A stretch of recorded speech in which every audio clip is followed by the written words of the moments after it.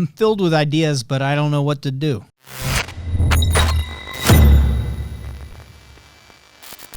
All right, so people have all kinds of crazy obstacles that prevent them from moving forward. But one of the weirder, more odd problems that people have, and I think everyone to a degree has this problem, is the world is filled with ideas. People are filled with ideas. Once you start trying to come up with an idea, and we go through our process of like priming, of practice, of immersion, you're able to come up with hundreds and hundreds of ideas on the fly. And that kind of begs this question: how do you decide on an idea? If I have 10 business ideas, which one do I decide on? And there's a couple of quick validation checks that we can go through. But one of the most important one that I want people to go through is, which one is actionable, right?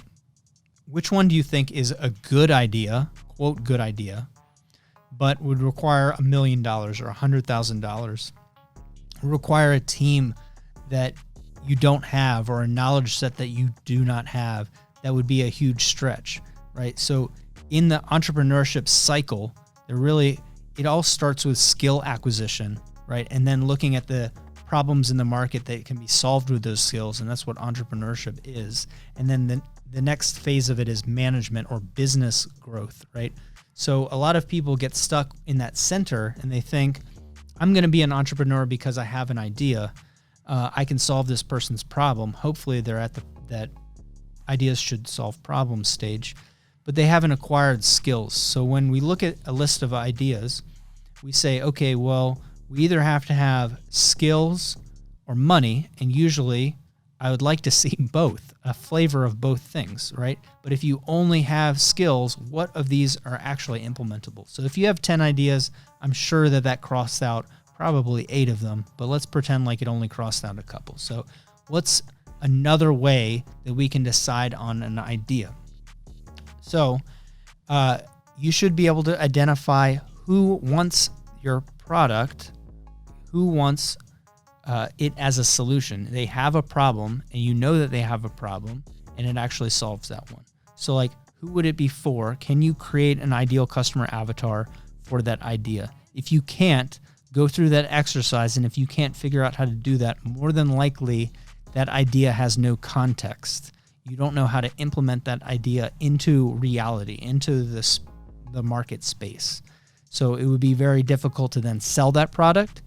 So it is an idea, it is not a business idea. And that's what we talk about on the podcast a lot, is how do you turn a product idea into a business reality? Well, if you don't know who to sell to, it's really hard to even develop a proper product. So that's a big one. Let's chop that list. I'll give you one more, and this is a really good one, is that when we go through a process of idea exploration, I want to be able to search in the market, and I want to find competition. I want to find someone somewhere that's selling a product that's not exactly like mine, but they're selling something similar. That means that customers exist, right? I don't have to educate the world why they want my new widget or why my brand should exist. I know what kind of messaging that they use, what kind of price points they use, complaints that they have. If they're sold on Amazon, I can see all the features, the benefits, the pictures. Like, I can see the popularity of something. I can see the reviews, the complaints, the pros, the cons, right? I can see deep inside of that. And that product won't be identical because your ideas hopefully has some novelty to it, some differentiation to it. But I want to see ideas that are already validated in the market, right? If I was creating a course, I would want to see that other people sell a similar course to that. If I was selling a ball that did a special thing, I'd be like, well, this is, like, how do people sell this thing, right?